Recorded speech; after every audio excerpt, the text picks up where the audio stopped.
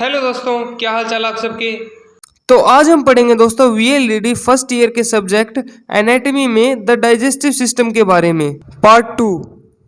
तो आज का हमारा टॉपिक है पेरिटोनियम। पेरिटोनियम दोस्तों एक लेयर होती है, मेम्ब्रेन होती है।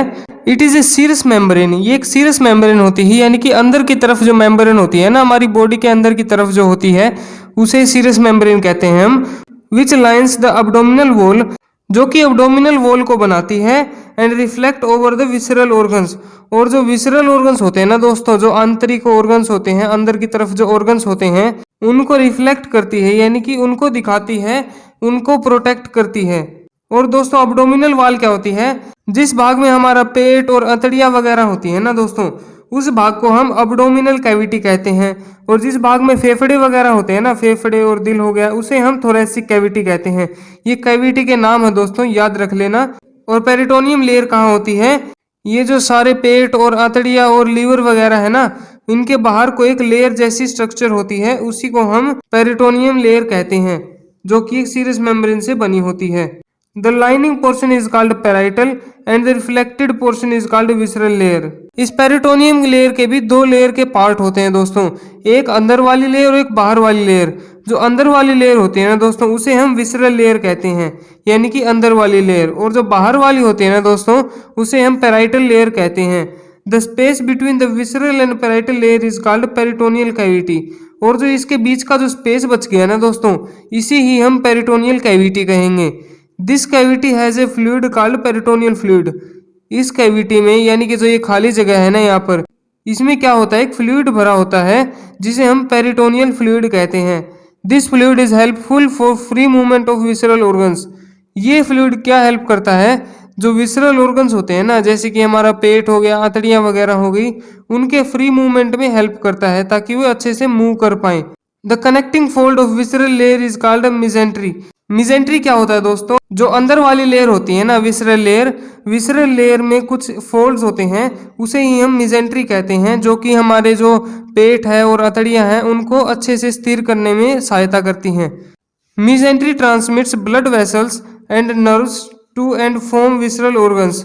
मिजेंट्री क्या करती है दोस्तों, ब्लड वेसल्स को और नर्व्स को विसरल ऑर्गन्स तक पहुंचाती है, यानी कि ये क्या करती है, ब्लड वेसल होगी, जो रक्त वाहिकाएं हैं वे, और नर्व होते हैं ना, उनको विसरल ऑर्गन्स, यानी कि जो हमारा पेट हो गया, लीवर हो गया, उन तक ब्लड वेसल और नर्व्स को पहुंचाती है। Functions of peritoneum. Peritoneum layer के फंक्शन क्या होते हैं दोस्तों। फर्स्ट है, it provides slippery space for the movement of abdominal viscera. ये क्या होती है, जो अब्डोमिनल में विसरा होती है ना, यानी कि खाली स्पेस होता है अब्डोमेन में, उसमें फ्री स्पेस यानी कि स्लिपरी स्पेस प्रोवाइड करती है, ताकि अच्छे से हमारे जो ऑर्गन्स हैं वे मूवमेंट कर पाएं और कार्य कर पाएं। The phagocytic cells of peritoneum protect the viscera against infections. और जो पेरिटोनियम लेयर होती है ना, उसमें फेगोसिटिक सेल्स होती हैं, यानी कि ऐसी सेल्स जो दूसरी सेल्स को खाती हैं। तो जो ये फेगोसिटिक सेल्स है ना दोस्तों, ये क्या काम करती है, जो हमारी विसरा होती है ना, पेरिटोनियम लेयर होती है, उनको इन्फेक्शन से बचाती है। स्मॉल इंटेस्टाइन, छोटी आंत। The small intestine divided into 3 parts, duodenum, jejunum and ileum. ये दोस्तों स्मॉल इंटेस्टाइन के पार्ट हैं, ड्यूडेनम, जेजेनम एंड इलियम। ये याद कर लेना जरूरी ही है दोस्तों। These parts are histologically and morphologically different.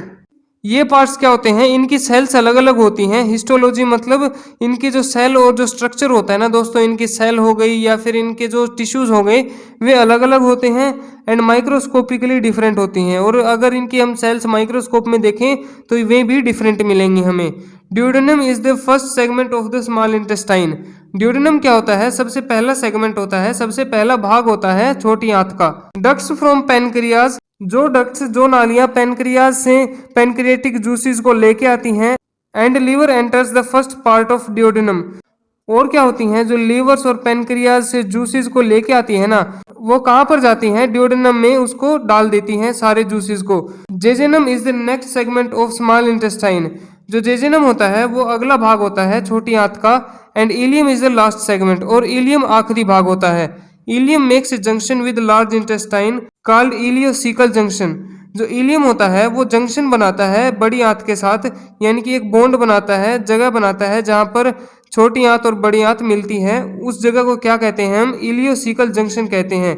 इलियो मतलब इलियम से आ गया और सिकल मतलब सीकम, यानी कि जो अगला भाग हो गया हमारी लार्ज इंटेस्टाइन का, वहां से आ गया।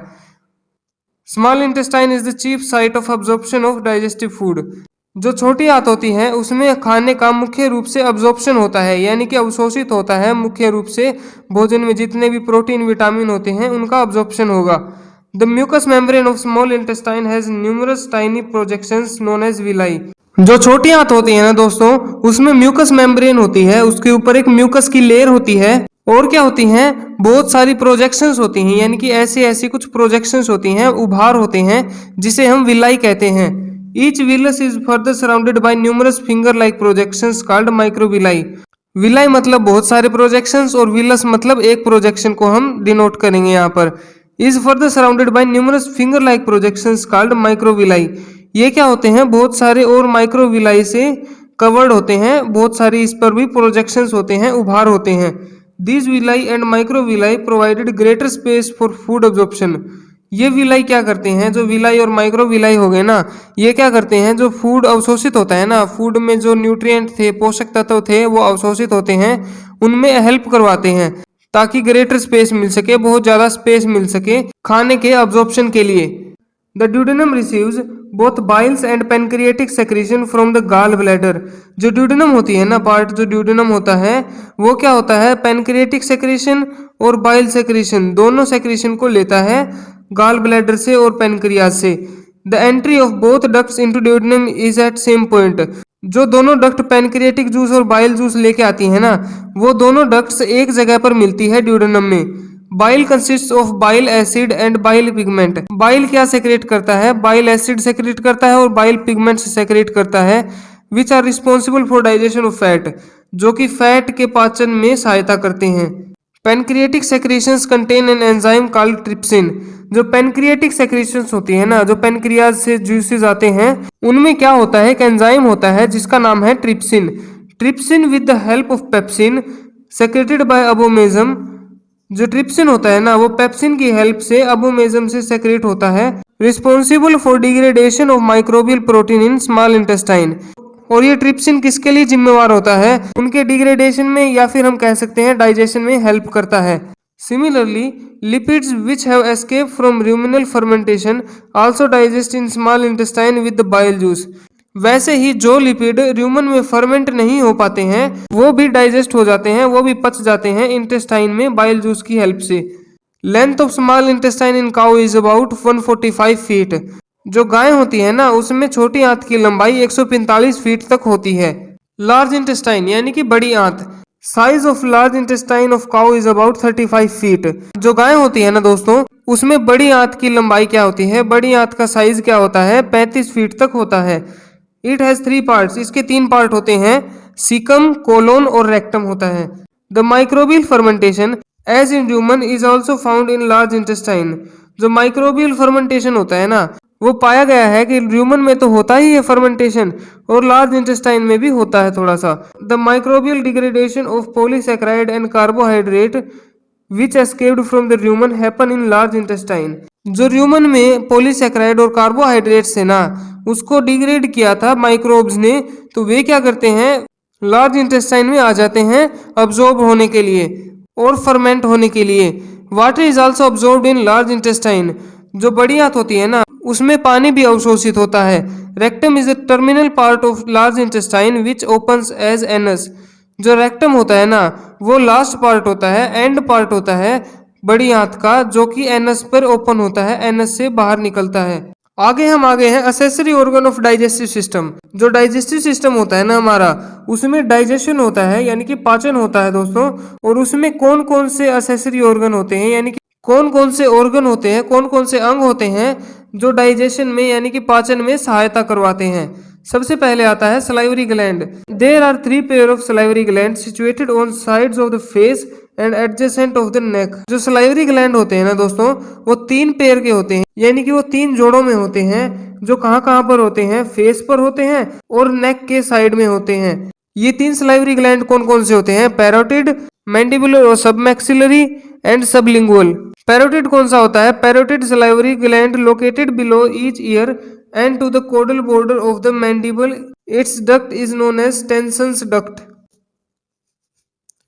जो पैरोटिड ग्लैंड होता है ना दोस्तों, पैरोटिड सलाइवरी ग्लैंड होता है, वो कान के नीचे होता है, और जो मैंडिबल का कोडल बॉर्डर हो गया ना, मैंडिबल का जो पीछे वाला बॉर्डर हो गया, उसके नीचे मिलता है।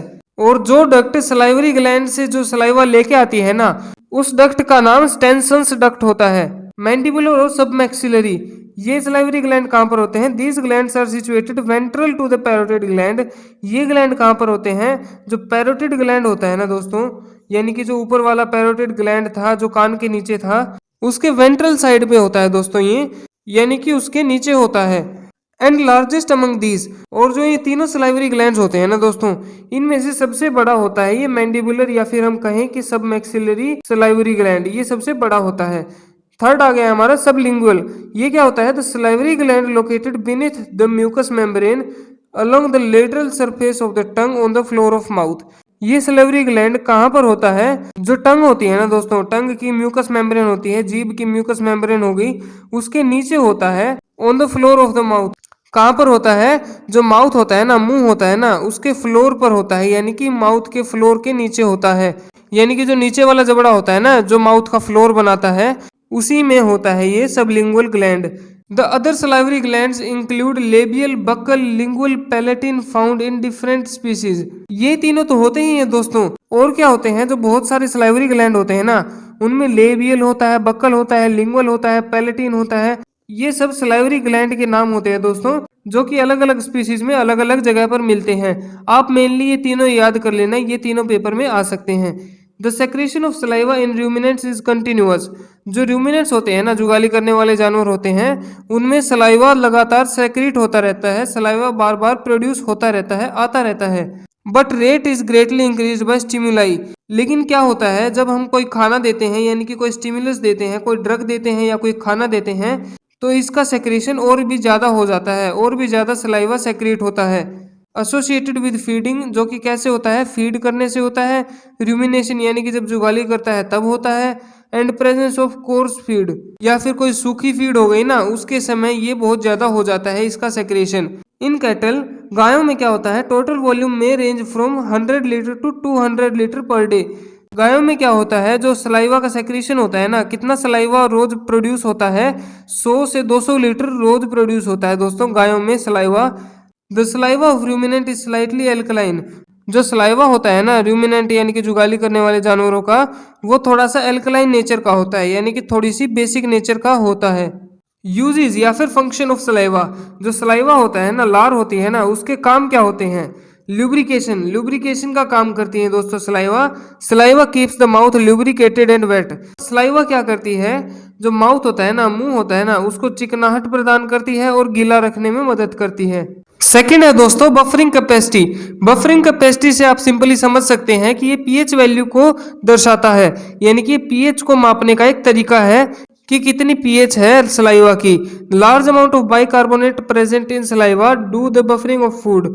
जो हमारा जानवर होता है ना, उसके सलाइवा में, उसकी लार में अगर ज्यादा मात्रा में बाइकार्बोनेट आयन प्रेजेंट होंगे ना, तो वे फूड की बफरिंग करवा देंगे, यानी कि उसको बेसिक बना देंगे। बाइकार्बोनेट आयन दोस्तों फूड को बेसिक बनाने का काम करता है, किसी भी चीज को बेसिक बनाने का काम करता है।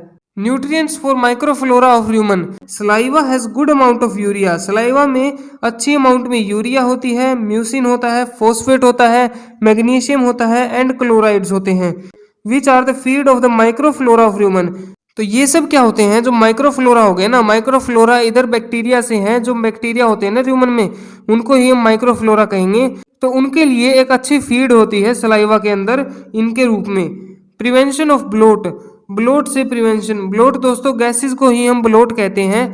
Gases accumulation in the human में कॉज ब्लोट कंडीशन। जब गैसेस एक्यूमुलेट होती है ना, जब गैसेस इकट्ठा हो जाती है ह्यूमन के अंदर, उसे ही हम ब्लोट कहेंगे। Saliva acts as surfactant and thus prevent bloat. Saliva क्या करता है? सर्फेक्टेंट का काम करता है, मतलब सरफेस को चिकना बना देता है, और क्या करता है? ब्लोट को प्रिवेंट करता है, यानी कि ये सरफेस पर चिपक जाएगा और कोई भी ब्लोट नहीं बनने देगा, यानी कि गैस के बुलबुले वगैरह नहीं बनने देगा।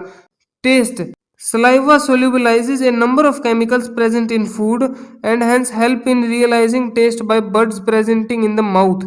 सलाइवा क्या होता है दोस्तों, जो हमने हमारे जानवर को फूड दिया है ना, उसके साथ क्या करेगा, इसमें सलाइवा में केमिकल होते हैं, वो केमिकल फूड के साथ रिएक्शन करेंगे, फूड के साथ मिक्स होंगे, और जो माउथ के अंदर जीभ होती है ना, जीभ के ऊपर बर्ड्स प्रेजेंट होते हैं, टेस्ट बर्ड्स, उनसे ये क्या करेगा, ये टेस्ट का रियलाइजेशन करवाएगा, यानी कि स्वाद का रियलाइजेशन करवाएगा हमारे जानवर को, कि जो हमारे जानवर को हमने खाना दिया है वो कैसा है, स्वादिष्ट है या नहीं है।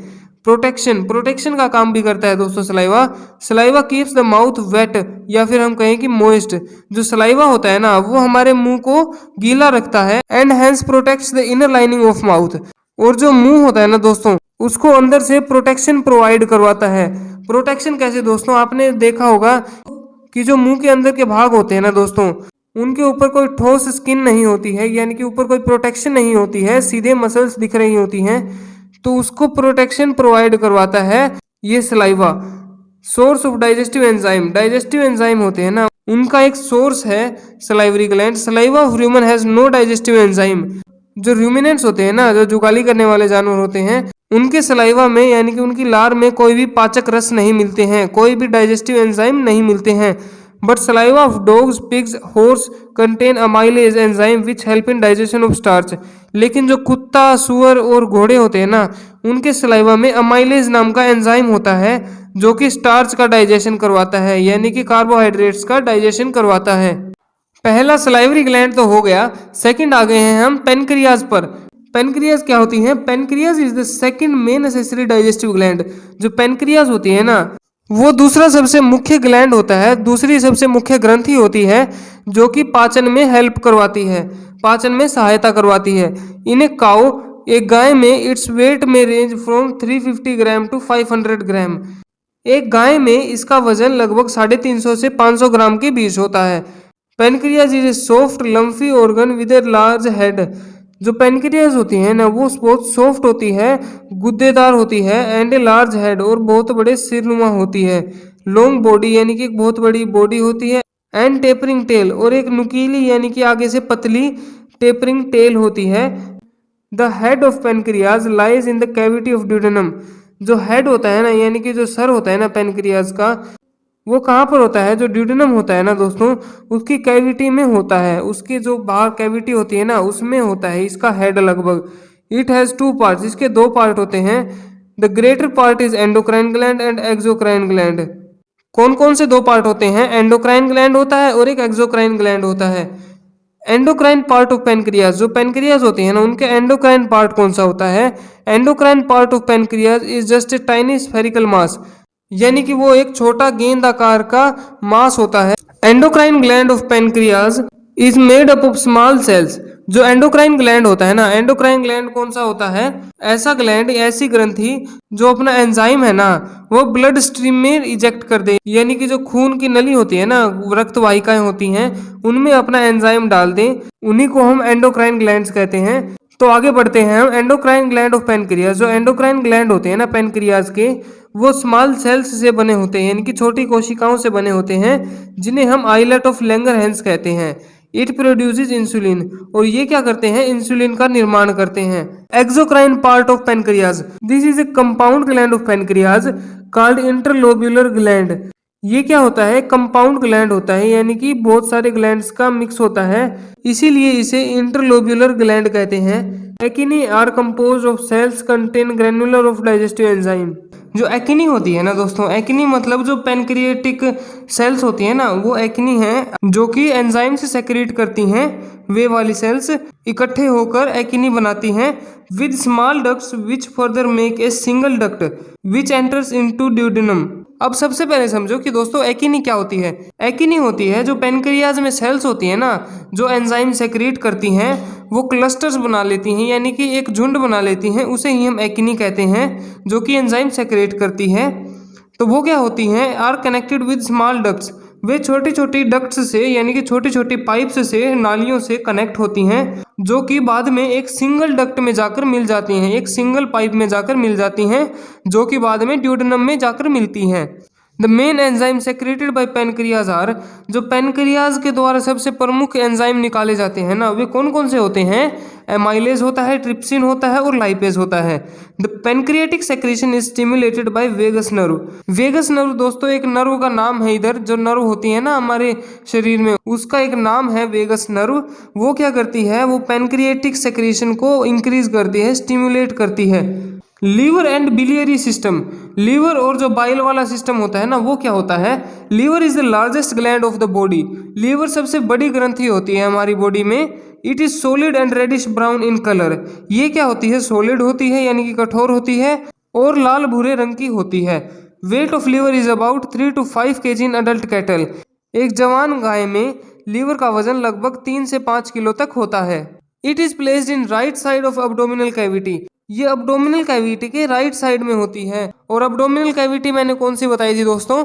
जहाँ पर हमारी पेट और आंत और लीवर वगैरह होते हैं, वो abdominal cavity. And thoracic cavity जहाँ पर हमारे फेफड़े और दिल वगैरह होते हैं। It has 2 surfaces. इसके 2 सर्फेसिस होते हैं, पैराइटल और visceral. It is an important organ of intermediate metabolism. ये एक बहुत ही ज़रूरी ऑर्गन है ताकि हमारे खाने का मेटाबॉलिज्म हो सके आराम से। It has also an exocrine section which secrete bile. जो लीवर होता है दोस्तों, उसके पास एक एक्सोक्राइन सेक्शन होता है जो कि बाइल जूस सेक्रेट करता है, यानी कि जो बाइल जूस प्रोड्यूस करता है। Bile is stored and concentrated in gall bladder. जो बाइल लीवर ने प्रोड्यूस किया है ना, वो कहाँ पर होता है? गाल ब्लैडर में स्टोर होता है जाके। All domestic animals except horse have gall bladder. घोड़े को छोड़कर सभी डोमेस्टिक एनिमल्स में, यानी कि जो सभी पालतू जानवर होते हैं, सभी घरेलू जानवर होते हैं, उनमें गाल ब्लैडर होता है, यानी कि पित्त की थैली होती है। Gall bladder is situated at the visceral surface of liver. Gall bladder कहाँ होता है? लीवर के विसरल सरफेस पर होता है, यानी कि थोड़ी सी अंदर की तरफ होता है। The bile duct is formed by the union of cystic duct and hepatic duct. जो बाइल डक्ट होती है ना दोस्तों, जहां से बाइल जूस निकलता है, वो किससे बनी होती है? सिस्टिक डक्ट और हिपैटिक डक्ट से मिलकर बनी होती है। ये दोनों नाम याद रख लेना, वैसे इतनी जरूरत है नहीं इनकी। इट ओपन्स इन ड्यूडेनम, और ये बाद में कहाँ पर ओपन हो जाती है? ड्यूडेनम में खुल जाती है बाद में। Structure of liver shows no specific feature for importance. जो लीवर का स्ट्रक्चर होता है ना, वो किसी स्पेसिफिक फीचर की इम्पोर्टेंस के लिए नहीं होता कि उसको कोई इम्पोर्टेंट काम करना है तो इसीलिए उसका स्ट्रक्चर ऐसा दिया गया है। वो बस ऐसे ही इसका स्ट्रक्चर ऐसे बना हुआ है। The liver is enclosed with a tough fibrous capsule. जो लीवर होता है ना दोस्तों, वो एक टफ यानी कि मजबूत फाइब्रस कैप्सूल से बना होता है, फाइबर की कैप्सूल से ढका होता है। Liver receives its blood through hepatic artery. जो लीवर होता है ना दोस्तों, वो अपना ब्लड कहाँ से रिसीव करता है, कहाँ से मिलता है उसको ब्लड? हिपैटिक आर्टरी से मिलता है। एंड पोर्टल वेन से मिलता है। Blood leaves the liver through hepatic vein. और ब्लड लीवर से जाता कहाँ पर है? जो डिऑक्सीजनेटेड ब्लड हो गया ना लीवर के यूज करने के बाद, वो कहाँ से जाता है? हिपैटिक वेन से जाता है। The blood from hepatic artery and hepatic vein. जो ब्लड होता है ना हिपैटिक आर्टरी और हिपैटिक वेन का, वो सबसे पहले बता दें कि वो मिक्स होता है यहाँ पर, and processes in the liver and return to the general circulation. और क्या होता है? सबसे पहले तो हमने पढ़ा कि हिपैटिक आर्टरी और हिपैटिक वेन का ब्लड मिक्स हो गया। मिक्स होने के बाद वो कहाँ जाएगा? लीवर में जाएगा, प्रोसेस होने के लिए लीवर में जाएगा, यूज होने के लिए। And return to general circulation. और उसके बाद जब लीवर यूज कर लेगा ना उसमें से बचा हुआ ऑक्सीजन, उसके बाद वो जनरल सर्कुलेशन में चला जाएगा वो ब्लड, यानी कि नॉर्मल उसका सर्कुलेशन चलता रहेगा। The functional tissue of liver is called hepatic sinusoids. जो लीवर के अंदर टिश्यू होते हैं ना, सेल से बने हुए टिश्यू होते हैं जो काम करते हैं, उन्हें हम हिपैटिक साइनोसॉइड्स कहते हैं। अब आ गए हम स्प्लीन पर। स्प्लीन के लिए हम एक लाइन लिखें तो ये लिख सकते हैं कि ये ग्रेवयार्ड ऑफ आरबीसी होती है, यानी कि आरबीसी जब मर जाती है तो स्प्लीन में ही जाती है। Spleen is elliptical in outline. Spleen क्या होता है? इलेप्टिकल शेप का होता है। Has 2 to 3 centimetre thickness. इसकी थिकनेस यानी कि चौड़ाई कितनी होती है? 2 से 3 सेंटीमीटर होती है। 50 सेंटीमीटर लेंथ। लंबाई कितनी होती है? 50 सेंटीमीटर की होती है। And 2.5 centimetre width. और चौड़ाई कितनी होती है? 2.5 सेंटीमीटर होती है। And weight is about 900 gram in adult cattle. और एक अडल्ट कैटल में this organ is situated at cranio dorsal part of the human. ये ऑर्गन कहाँ होता है? ऊपर और आगे की तरफ होता है। कहाँ पर? ह्यूमन से ऊपर और आगे की तरफ होता है। Against left half of diaphragm. और कहाँ होता है? आधे लेफ्ट में डायफ्राम के होता है, यानी कि डायफ्राम के आधे लेफ्ट की तरफ होता है। And attached these 2 organs. और इन दोनों ऑर्गन्स के साथ अटैच्ड होता है। Spleen is made of soft tissue. Spleen किससे बना होता है? सॉफ्ट टिश्यूज से बना होता है। एंड स्टील ब्लू और रेडिश कलर, और इसका रंग कैसा होता है? जो ब्लू कलर का स्टील होता है ना, स्टील वाला ब्लू होता है, वैसा वैसा ब्लू और रेडिश कलर यानी कि लाल लाल रंग होता है इसका। It is divided into red and white pulp. ये दो भागों में डिवाइडेड होता है, रेड पल्प और व्हाइट पल्प में। वैसे याद करने की जरूरत नहीं, आप इसे छोड़ भी सकते हैं। The main function of spleen are phagocytosis. जो स्प्लीन होता है ना, उसका प्रमुख कार्य क्या होता है? फैगोसाइटोसिस होता है, यानी कि कोई भी फॉरेन बॉडी आ गई, फॉरेन सेल आ गई, कोई भी बैक्टीरिया आ गया, वायरस आ गया, उसको फैगोसाइटोसिस करता है, यानी कि उसको निगल लेता है मारने के लिए। हीमोपोइसिस होता है, इम्यून रिस्पॉन्स होता है, यानी कि इम्यूनिटी बढ़ाने में भी सहायता करता है। एंड स्टोरेज ऑफ आरबीसी, और क्या करता है? आरबीसी को स्टोर करके रखता है। जीआईटी ऑफ हॉर्स, यानी कि gastro intestinal tract of horse. इसमें क्या दे रखा है दोस्तों? हॉर्स में क्या होता है? फर्मेंटेशन कोलोन में होता है हॉर्स में। जैसे कि हमारी जो गायें होती हैं उसमें र्यूमन में फर्मेंटेशन होता है, वैसे ही हॉर्सेज में कोलोन में फर्मेंटेशन होता है। तो आगे हम पढ़ते हैं stomach. The stomach of horse is in the form of simple secular structure. जो स्टमक होता है ना हॉर्स का, वो सिंपल स्ट्रक्चर होता है, और सेक्युलर मतलब थैले की तरह होता है। The capacity is about 12 litres in an adult horse. और इसकी कैपेसिटी कितनी होती है? 12 लीटर स्टोर करने की होती है।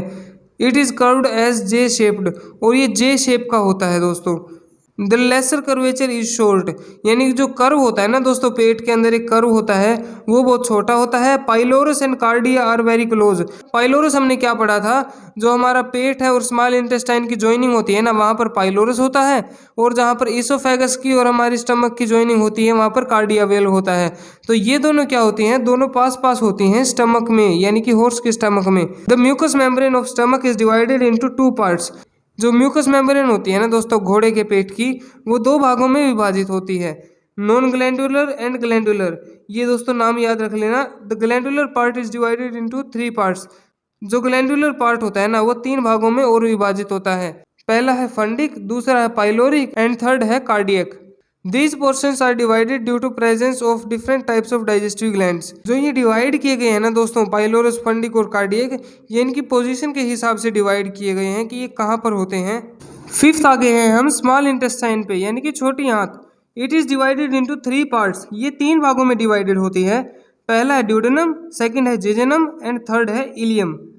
Total length is about 22 metres and diameter is about 6 to 7 centimetre. जो इसकी कुल लंबाई होती है ना दोस्तों, वो लगभग 22 मीटर होती है, और इसकी चौड़ाई कितनी होती है? लगभग 6 से 7 सेंटीमीटर की होती है। लार्ज इंटेस्टाइन, यानी कि बड़ी आंत। It has 2 parts. इसके 2 पार्ट होते हैं, caecum and colon. This is a wider tube ends into rectum and opens at anus. ये एक बड़ी सी ट्यूब होती है जो कि रेक्टम की तरफ होती है, यानी कि रेक्टम में जाकर मिलती है। एंड ओपन एज रेक्टम, और रेक्टम में ओपन हो जाती है बाद में। लेंथ इज अबाउट 10 मीटर्स, और इसकी लेंथ लगभग 10 मीटर की होती है। There are 4 structural layers in the wall of GIT. जो गैस्ट्रोइंटेस्टाइनल ट्रैक होता है ना, उसकी वॉल्स होती हैं, वो 4 लेयर से बनी होती है दोस्तों। पहली है म्यूकोसा, सेकंड है सब म्यूकोसा, थर्ड है ट्यूनिका मस्कुलरिस, एंड फोर्थ है ट्यूनिका सेरोसाई, यानी कि एडवेंटिशिया। फर्स्ट हम पढ़ेंगे म्यूकोसा के बारे में। It lines the lumen and compose of epithelial cells. ये कौन सी लेयर होती है दोस्तों?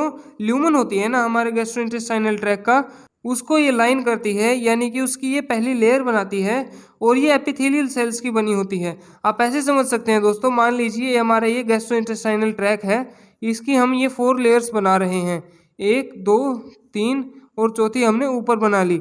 तो ये जो सबसे नीचे वाली है ना दोस्तों, ये वाली है हमारी म्यूकोसा, और आगे आगे हैं हम सब म्यूकोसा पर, यानी कि सेकंड लेयर। जो सेकंड लेयर है ये हमारी सब म्यूकोसा। ये क्या होती है दोस्तों? It is connective tissue between mucosa and tunica muscularis. ये क्या होता है? जो ट्यूनिका मस्कुलरिस है ना दोस्तों, ट्यूनिका मस्कुलरिस, इसके और म्यूकोसा के लेयर के बीच में एक कनेक्टिव टिश्यू का काम करती है ये। This layer supports the mucosa.